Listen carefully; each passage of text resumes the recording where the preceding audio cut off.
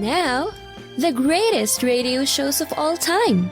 Suspense. The Shadow Node. Washington calling David Harding, counter-spy. Classic radio theater. The Great Gildersleeve. Fibber McGee and Molly. Dragnet. Gunsmoke. The Lone Ranger.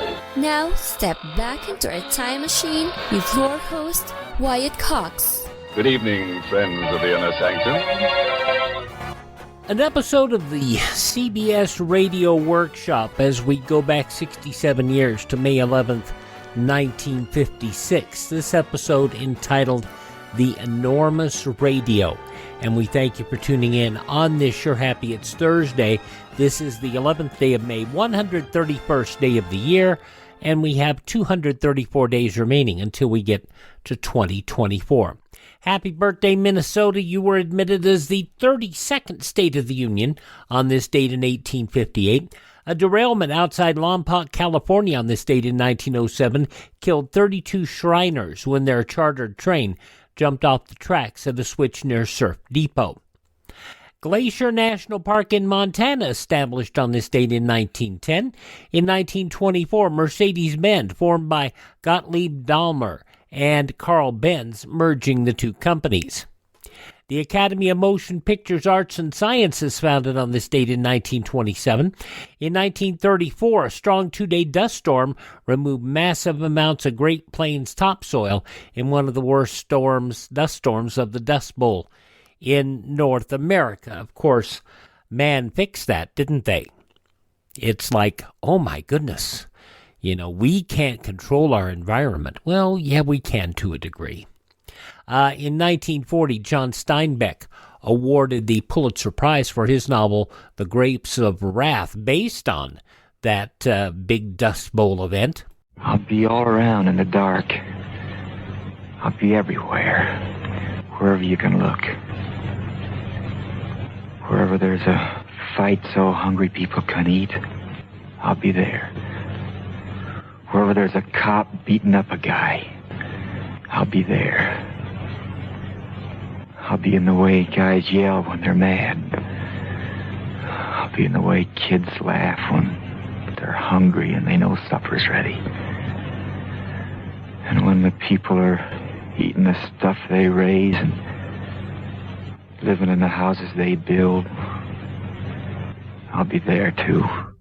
Henry Fonda's great interpretation of Steinbeck's character's Tom Joad's soliloquy. And let me make it clear, I'm not saying that a man can help and solve global warming. What I'm saying is that much of the Dust Bowl was caused because of improper farming techniques.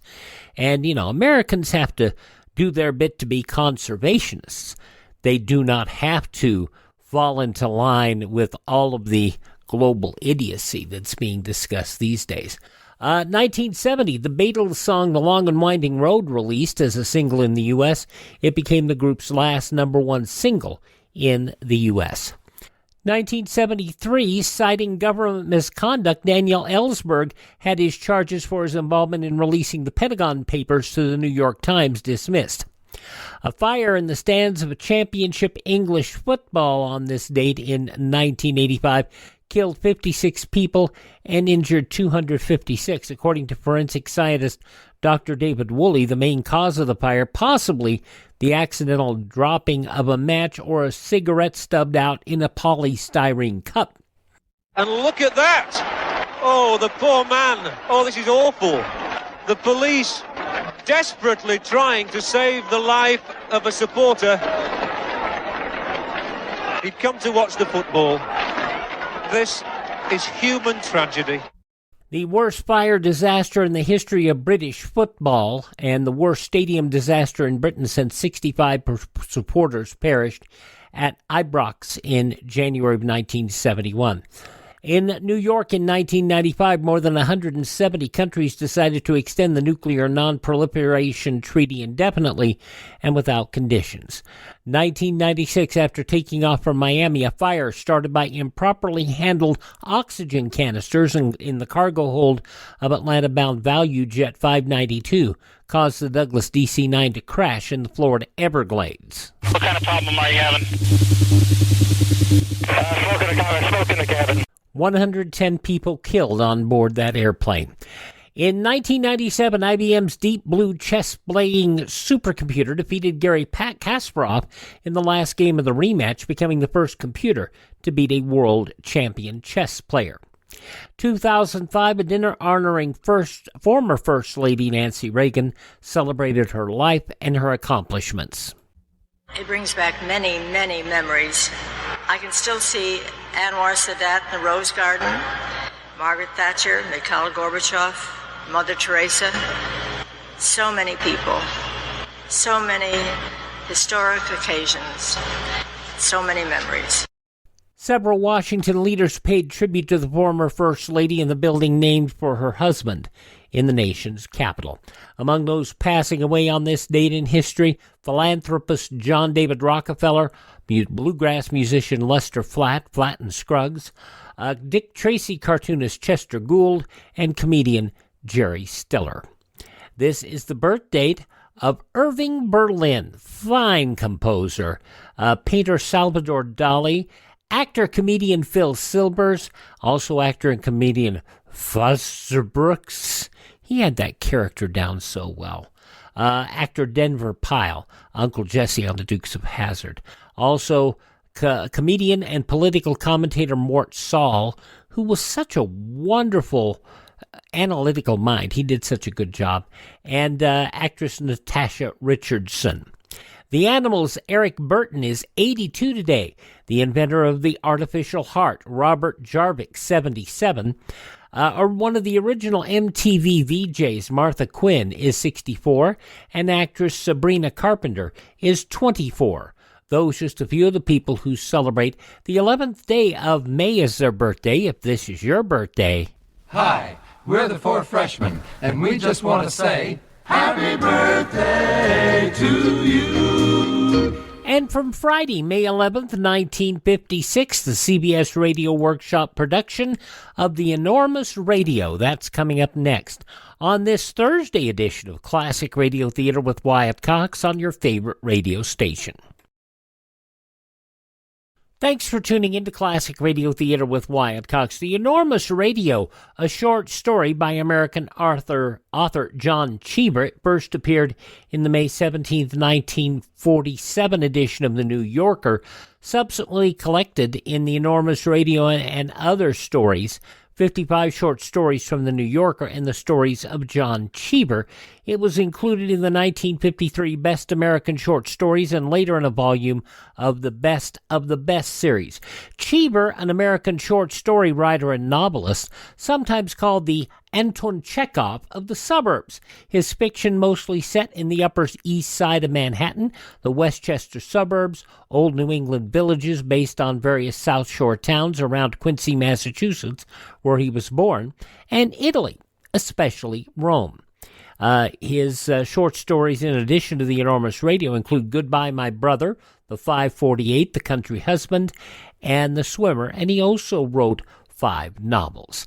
Now on Classic Radio Theater, an episode of the CBS Radio Workshop, an adaptation of Cheever's The Enormous Radio.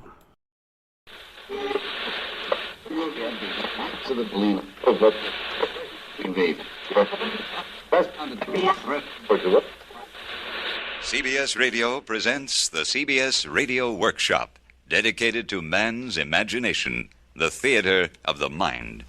Tonight, The Enormous Radio, based on John Cheever's extraordinary short story, which originally appeared in the pages of the New Yorker magazine. Irene, don't you want to hear the Workshop? It's a pretty good show. Oh, I feel like music, don't you? It's the Schubert Ferellum, isn't it? Yeah. All right, leave it on. A little louder, though, will you?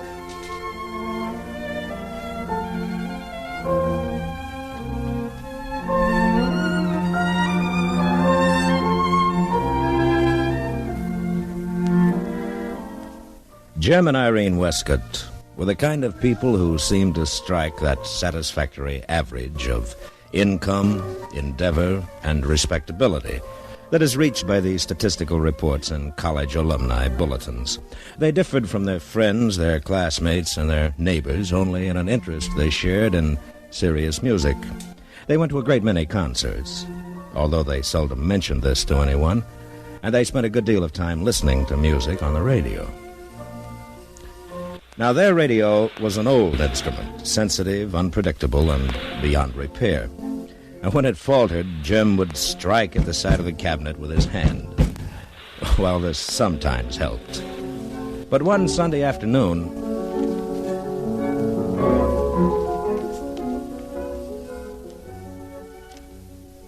Darling, the radio. Oh, Lord.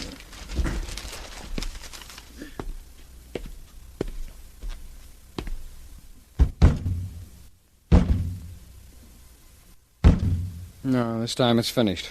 Bang it again. Oh, it's finished. It's just burned out. Might not be. How do you know? Try reversing the plug or something. But it won't do any good. It's a miracle it lasted this long. Well, let me try. That's not going to do any good now. The woman's touch. All right. Why don't you sit down? It'll... Yeah. See, there it goes. It's so aggravating. And of course it had to happen while they were playing the Schubert. Take it easy. Well, it makes me mad. We knew this was going to happen. We should have done something. I told you what the repairman said, honey. It'd cost almost as much to fix it as to buy a new one. Darling, couldn't we get a new one? I don't know. We agreed to get along with this until we could get a good hi-fi with some FM. Please. It's not going to be much fun without music. All right. All right, dear. I'll look around tomorrow, see what I can find. The next day, on Monday, when he came home from work, he told her that he'd got one. He refused to describe it and said that it would be a surprise for her when it came. The radio was delivered the following afternoon, and with the assistance of her maid and the handyman, Irene uncrated You it hold this, Emma. Oh, yes, and ma'am. brought it into the Take living your stuff room. in the kitchen later. Oh, this sure is a Not heavy a very one. pretty cabinet. Oh, man, look at all the dials on it. I never could get the hang of that. Well, it shouldn't be too difficult, I suppose. Volume, treble, boost, bass boost, tuning, shortwave, band 1, 2, 3, 4. Oh, well, this must be the switch to turn it on. Yes. Plug it in now, will you, Emma? Oh, yes, ma'am. All right. Probably takes a minute to warm up.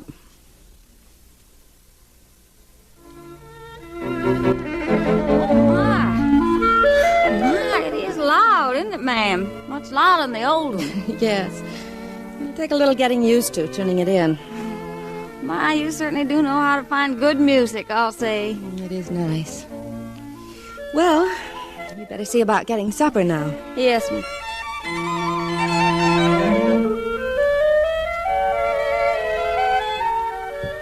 She sat down to listen, feeling once again complete. The music came through clearly. The new instrument had a much purer tone, she thought, than the old one. Well, she decided that tone was most important, and she could conceal the ugly gumwood cabinet behind the sofa. But as soon as she'd made her peace with the radio, the interference began. Oh, dear.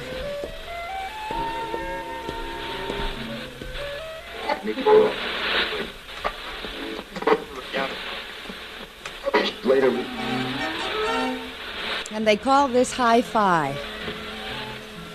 Nothing she did with the switches and dials dimmed the interference. As she sat down again, disappointed and bewildered, and tried to trace the flight of the melody. The elevator shaft in her building ran beside the living room wall, and it was the noise of the elevator that gave her a clue to the character of the static. The rattling of the elevator cables were reproduced in her loudspeaker. And realizing that the radio was sensitive to electrical currents of all sorts, she began to discern through the Mozart the various other sounds.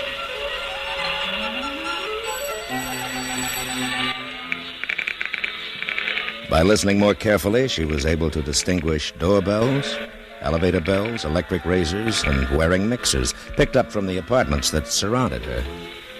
The powerful and ugly instrument, with its mistaken sensitivity to discord, was more than she could hope to master, so she turned the thing off.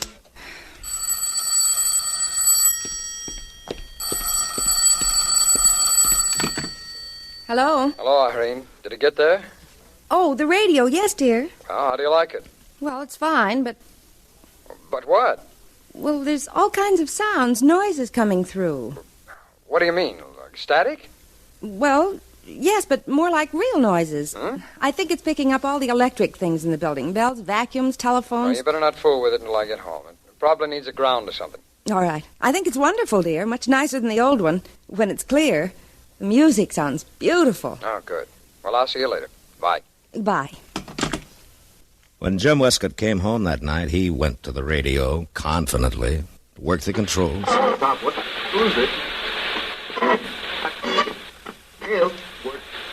low-pressure area, which developed over the southwest yesterday, is moving rapidly toward the north and east, with lower temperatures following. What the devil?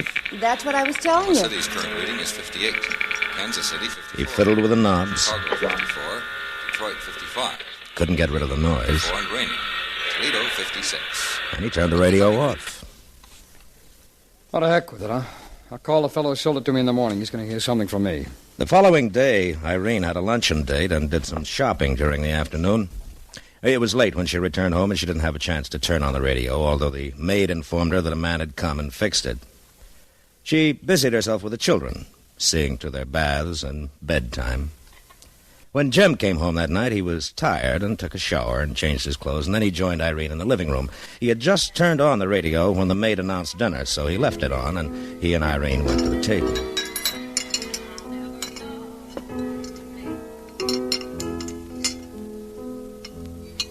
I saw the sweetest dress this afternoon. Of course, I didn't buy it, Well, but that's just as well. I mean, we better go slow for a bit. Hard day, dear. Yeah, had a rotten day. Music does sound nice, doesn't it? Very nice. For heaven's sake, Kathy, do you always have to play the piano when I get home? Well, it's the only chance I have. I'm at the office all day. So am I. I wish you'd.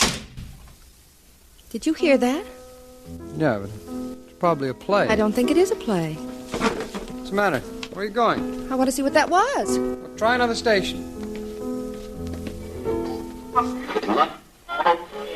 This country. Hey, have you seen my garters? Button me up. I said, have you seen my garters? Just button me up and I'll find your garters. All right, all right. Is that a radio show? I don't know. Here, let me see. I wish you wouldn't leave apple cores in the ashtray. I hate the smell. What the devil is this? On the coast of Coromandel, where the early pumpkins blow, in the middle of the woods lived the youngy-bungy beau. 2 old chairs and half a candle, 1 old jug without a handle. Oh, that's the These Sweeney's were all nurse. What? Turn that thing off. Maybe they can hear us. That was Miss Armstrong, the Sweeney's nurse. She must be reading to the little girl. They live in 17B. I've talked to her in the park. I know her voice. We must be getting other people's apartments. That's impossible. Look, that was Sweeney's nurse. I know her voice. I know it very now, well. Wait a minute. Lady Jingly, sitting where the pumpkins blow. Maybe they can hear You can't us. Be my How can wife. I'm tired of living singly on this Hello? coast so wild and single. Hello? I'm a weary of my life. If you'd come and be my wife, I guess she quite can't hear us. serene would Try be my something life. else.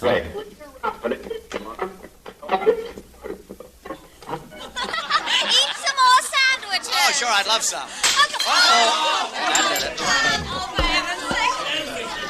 Those must be the Hutchinsons in 15B. I knew they were giving a party this afternoon. I saw her in the liquor store. Isn't this divine?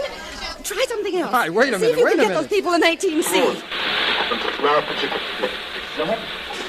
Yeah, I'm using fly, and the other fellow's using sand. 2 no trump. Pass. 3 no trump. Double. And look at George in the grass skirt.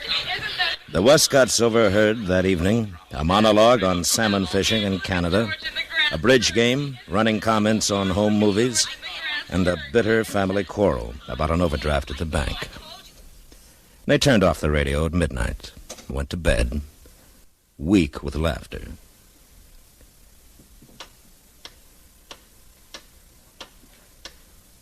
Sometime in the night, their son began to call for a glass of water, and Irene got one and took it into his room. It was very early. From his window, all the lights in the neighborhood were extinguished. She went into the living room and turned on the radio.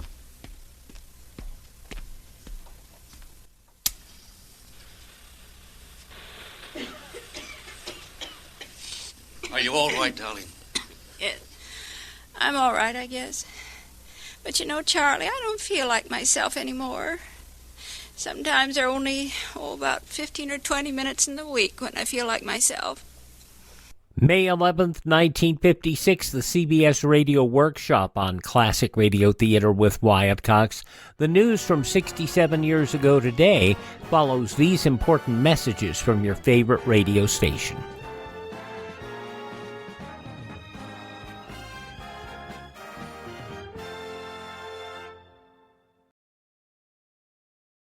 Classic Radio Theater family, you know our friend Mike Lindell has a passion to help everyone get the best sleep of your life. He didn't stop by just creating the best pillow. He created the best bed sheets ever. They look and feel great, which means an even better night's sleep for me because, you know, I'm working like 67 hours a day. Now, Mike's offering the best deal on his Giza Dreams bed sheets ever.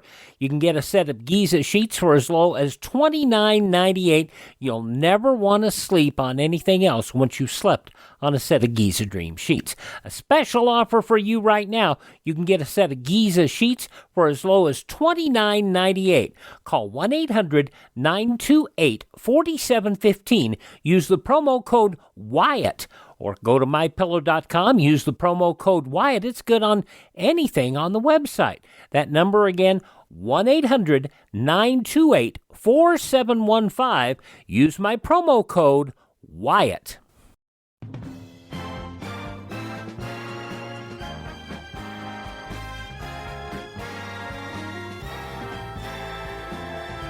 I'm Wyatt Cox with Classic Radio Theater with Wyatt Cox on your favorite station, an episode of the CBS Radio Workshop, an adaptation of The Enormous Radio, as it was originally broadcast on Friday, May 11th, 1956, 8:30 p.m. Eastern Time.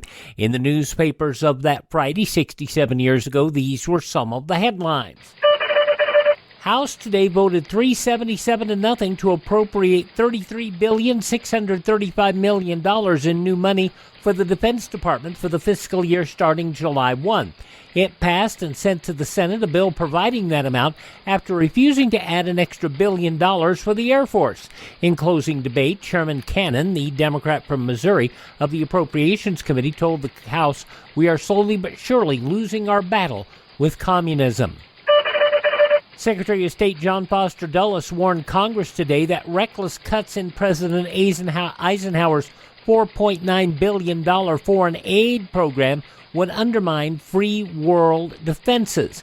But he opened the way for some cuts when he told the House Foreign Affairs Committee that some slight adjustments may be appropriate in view of new information which has developed since the program was submitted. Informed sources had said the administration felt the program could be cut from $50 million to $200 million without danger. Some congressmen are talking in terms of cuts of $1 billion or more. Secretary General Dag Hammarskjöld reported today the new Arab-Israeli ceasefire pledges could touch off a chain of reactions leading from a firm peace in Palestine. He said in a 10,000-word final report to the Security Council on his recent Middle East peace mission that it's too early to say what had been achieved, but that his efforts were necessary as an initial step. He left the next move up to the Council. It's not likely to meet before May 23rd, and no member so far has made any suggestion on how to follow up the Hammarskjöld mission. Resident Minister Robert Lacosta froze the eastern third of Algeria under a state of martial law today, but rebel torches flared again in the west. Daring nationalist forces followed up on their farm-burning rampage near Oran last month with another fire attack on 12 farms only a few miles away. Surprising calm settled in Nicosia, Cyprus, after the execution of 2 Greek Cypriots convicted of political shootings. The men were hanged secretly at dawn in Nicosia's heavily guarded central prison, despite appeals for reprieves addressed to London from both Cyprus and Greece. News of the executions not made public in Cyprus, but it quickly spread by word of mouth in the tense, expectant city. President Eisenhower entered Walter Reed Hospital today for a head-to-toe medical checkup that will include a new appraisal of his recovery from his September 24th heart attack. The president motored from the White House across town to the hospital, where he entered the richly furnished presidential suite in Ward 8 on the top floor of the hospital. Unfavorable winds forced postponement of the 1956 hydrogen bomb test today for the fourth time. Officials hope to reschedule it in Inatiwok for Sunday, which is Saturday in the U.S. Those some of the day's top news stories as reported in the newspapers of Friday, May 11th, 1956. On your radio, the CBS Radio Workshop adaptation of The Enormous Radio, which concludes following these messages here on Classic Radio Theater with Wyatt Cox. We'll wrap up this week of Classic Radio Theater with Wyatt Cox with an episode of the Elliott Lewis-produced program Broadway Is My Beat, starring Larry Thor, from 72 years ago, May 12, 1951, the Charles Crandall murder case. Charles Crandall found murdered in an alley. He has no wallet, but he does have an expensive watch and a parking ticket. Charles Crandall proves to be very much alive. That's coming up on Friday's Classic Radio Theater. But now the conclusion of the CBS Radio Workshop production of The Enormous Radio, as it was broadcast 67 years ago, May 11th, 1956. I don't like to go to another doctor. The doctor bills are so awful already, but I just don't feel like myself, Charlie. I just never feel like myself. Oh, dear. How sad. How terribly sad. The following morning, after her children and husband had been carried away in the elevator, she went into the living room and tried the radio again. You are going to school this morning, my girl, and that's all there is to it. Look, we paid $800 to get you into that school, and you'll go if it kills you.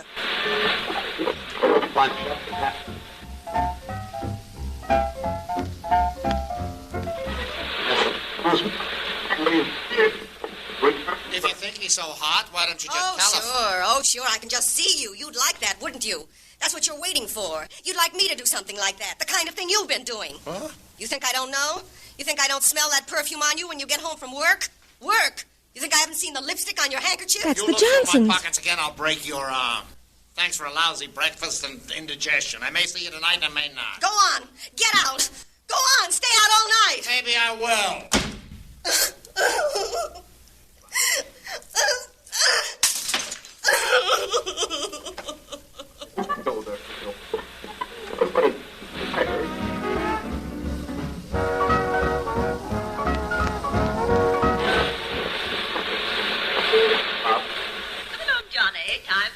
Irene shifted the control and invaded the privacy of several breakfast tables. She overheard demonstrations of indigestion, love, abysmal vanity, faith, and despair. Her life was nearly as simple and sheltered as it appeared to be, and the forthright and sometimes brutal language that came from this loudspeaker the morning there astonished and troubled her. She continued to listen until her maid came in, and then she turned the radio off quickly, since this insight, she realized, was a furtive one. She had a luncheon date with a friend that day and didn't get home until after 2:30. For some reason, she felt strangely disturbed.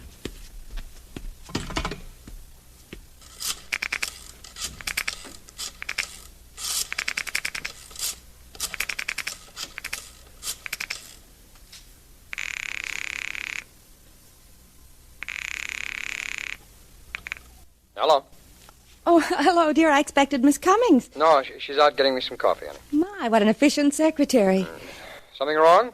No. You won't forget we're going out for dinner tonight. No, I won't forget. Look, dear, I'm rather busy. Oh, I'm sorry, dear. No, that's all right. Oh, the funniest thing. What? When I went out for lunch, there were some people in the apartment elevator. It was the funniest thing. I kept Honey, wondering... will you tell me about it later? I haven't got time now. Huh? I'll see you about 7.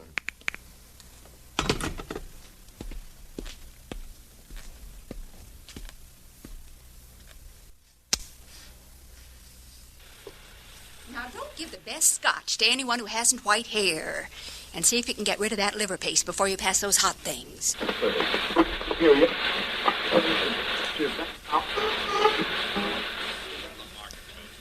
As the afternoon waned, the conversations increased in intensity. On her radio, she could hear the arrival of cocktail guests, and the return of children and businessmen from their schools and offices. The voices swirled around her. I found a good-sized diamond on the bathroom floor this morning. It must have fallen out of that bracelet Mrs. Dunstan was wearing last night. Let me see it. Here it is. We'll sell it. We'll take it down to the jeweler on Madison Avenue and sell it. Well, Mrs. Dunstan won't know the difference, and we could use a couple of $100, I'll tell you. No. How horrible. Oranges and lemons, say the bells of St. Clemens. Halfpence and farthings, say the bells of St. Martin's. When will you pay me, say the bells at Old Bailey. It's not a hat. It's not a hat. It's a love affair. Oh, that's what Walter Florell said. He said it's not a hat. It's a love affair. Talk to somebody, honey. Talk to somebody. If she catches you standing here not talking to anyone, she'll take us off her invitation list, and I love these parties. I hate these things. I think they stink. I love them. The Westcotts were going out for dinner, and when Jim came home, Irene was dressing.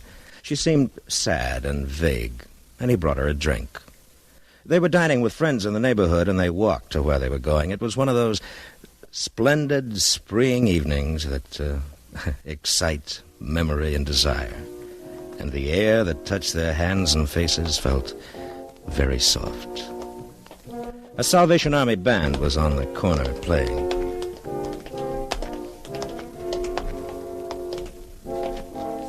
They're really such nice people, aren't they? Mm-hmm. They have such nice faces.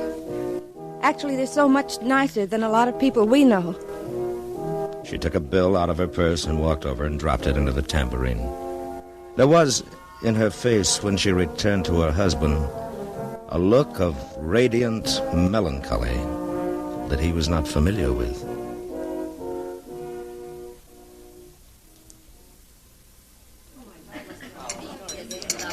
And her conduct at the dinner party seemed strange to him, too. She interrupted her hostess, I don't agree with you. I think you're absolutely wrong. Completely wrong. stared at people across the table from her with an intensity for which she would have punished her children. She waited that night until Jim had fallen asleep, and then went into the living room and turned on the radio.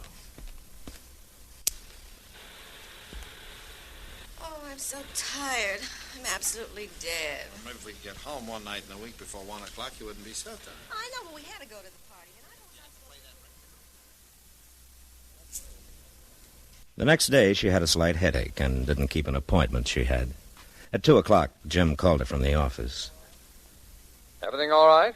Yes, I suppose so. Aren't you feeling well? I've got a bit of a headache. Oh. What'd you find out about the car? No, I didn't. Well, I asked you to be sure to, honey. We won't get it until tomorrow now. Now, will you please call them right away and tell them I've got to have it by tomorrow? Yes. Irene, did you hear me? I said yes. What's the matter with you? I've got a headache. You've been listening to that radio all morning, haven't you?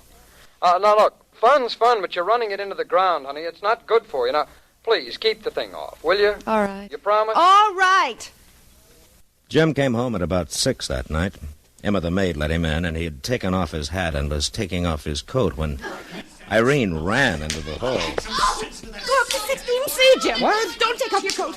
Go up to 16C. Mr. Osborne's beating his wife. They've been quarreling since 4 o'clock, and now he's hitting her. Go up there and stop it. Cut it out. Stop it. You don't have to listen to this sort of thing, you know. Oh. It's indecent. It's like looking in windows. You know you don't have to listen to this sort of thing. You can just turn it off. Horrible. It's so dreadful. I've been listening all day. Honey, why do you listen to it? Why? I bought the filthy thing to give you some pleasure. I paid a lot for it. I thought it might make you happy. I wanted to make you happy. No. Don't quarrel with me, please. Please. All the others have been quarreling all day. Everybody's quarreling. They're all worried about money. Mrs. Hutchinson's mother's dying in Florida, and they don't have enough money to send her to the Mayo Clinic. And Mrs. Melville has heart trouble, and some woman is playing around with the superintendent. It's disgusting. And Mr. Hendricks is going to lose his job. And that girl who plays the Missouri Waltz all the time. And Mr. Osborne. meeting Mrs. Irene, listen to me. Why do you have to turn it on? Why do you have to listen to that stuff? It makes you so miserable. No, don't. No, life is too terrible. It's too sordid and too awful. But we've never been like that, have we, darling? Have we? I mean, we've always been good and decent and loving, haven't we? And we have 2 children, beautiful children. Our lives aren't sordid, are they, darling? Are they? We're happy, aren't we? We are happy. Of course we're happy, darling, of course. Now, look, I'll have the fool radio fixed or taken away tomorrow. Come on. It's all right, honey. It's all right. You love me, don't you? And we're not hypercritical or worried about money or dishonest, are we? No. Darling, no.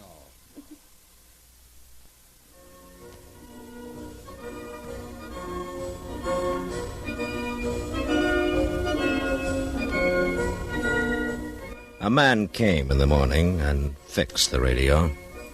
And Irene was happy to hear a recording of the Beethoven Ninth, including Schiller's Ode to Joy. She kept the radio on all day, and nothing untoward came from the speaker.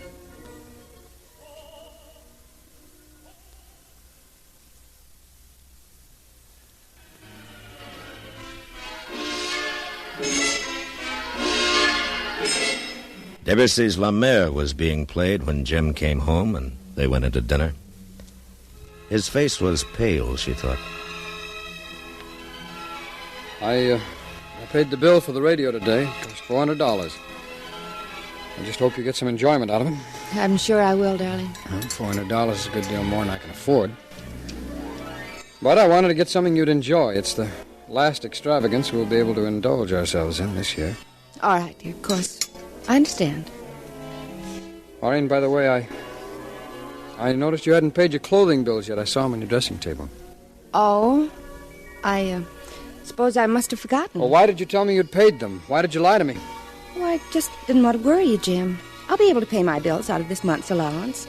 There were slip covers last month from that party we had to give. Well, you just got to learn to handle the money I give you a little more intelligently, Irene. Yes, darling, I will. I really will. You just got to understand that we won't have as much money this year as we had last, right? I had a very sobering talk with Mitchell today. No one's buying anything. We're spending all our time promoting new issues, and you know how long that takes. I'm not getting any younger, you know. I'm 37, and I haven't done as well as I hoped I'd do. I don't suppose things will get any better. Yes, dear. We just got to start cutting down. Start thinking of the children. To be perfectly frank with you, I worry about money a great deal. I'm not at all sure of the future. No one is. I've worked very hard to give you and the children a comfortable life, and I don't like to see all that energy wasted in fur coats, radios, and slipcovers. Please, Jim, please, they'll hear us. Who'll hear us? Emma can't hear us. The radio. Radio? I'm sick of it. I'm sick to death of you. That radio can't hear us. Nobody can hear us. And what if they can hear us? Who cares? Why are you so holier than thou all of a sudden? What's turned you overnight into a nice girl? You stole your mother's jewelry before they probated her will. You never gave your sister a cent of that money that was intended for her. Not even when she needed it. Irene stood for a minute before the hideous radio, disgraced and sickened. But she held her hand on the switch before she extinguished the music, hoping that the instrument might speak to her kindly, that she might hear the Sweeney's nurse. And as she turned the dial, the voice on the radio was suave and noncommittal. Buffalo. A fire in a hospital near Buffalo for the care of blind children was put out early this morning. There were several injuries, but no fatalities. And that's the news. The temperature downtown is 64. Humidity, 90. And now an interlude of music.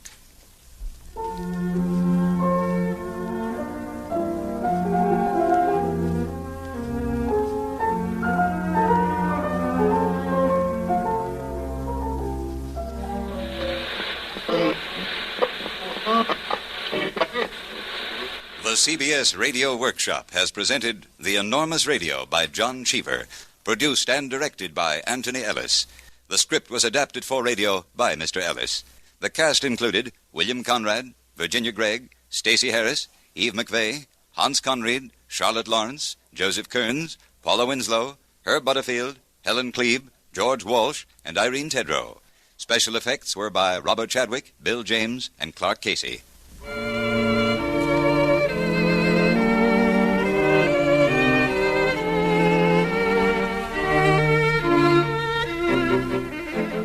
This is Hugh Douglas inviting you to join us again next week when from New York we present a special production by the Helen Hayes Drama Group, Lovers, Villains, and Fools, with the famous actress as narrator. The title of the piece is derived from the three principal categories of character portrayals which are basic equipment for which members of this theater group strive. The narration is written by Albert G. Miller. Special music has been composed and will be conducted by Alex Steinert. That's next week on the CBS Radio Workshop. 67 years ago, May 11th, 1956, the CBS Radio Workshop here on Classic Radio Theater with Wyatt Cox. Hope you'll visit my friend Mike Lindell over at MyPillow.com, the MyPillow 2.0, and the big sale of clearance. They have all sorts of robes and the My Slippers, which are so delightful. I'd buy me another couple of pairs, but in this clearance sale, they have sold out of my size. But you can get them for $25 a pair if they still have your size. Just go to MyPillow.com, click on the Radio Listeners Square, use my promo code Wyatt, W-Y-A-T-T, and get yourself some good stuff, why don't you? That's MyPillow.com, promo code Wyatt. Visit my webpage, classicradio.stream. Stream our shows. Learn about building a classic radio collection of your own. Find our social media links. And you can also buy me a coffee. That Buy Me a Coffee money helps us acquire additional classic radio collections and helps us maintain our distribution channels. That's over at classicradio.stream. Classicradio.stream. Thanks for tuning in. Please tell all your friends the greatest radio shows of all time are right here at this spot on the dial. Classic Radio Theater with Wyatt Cox on your favorite station. Have a great Thursday, won't you please?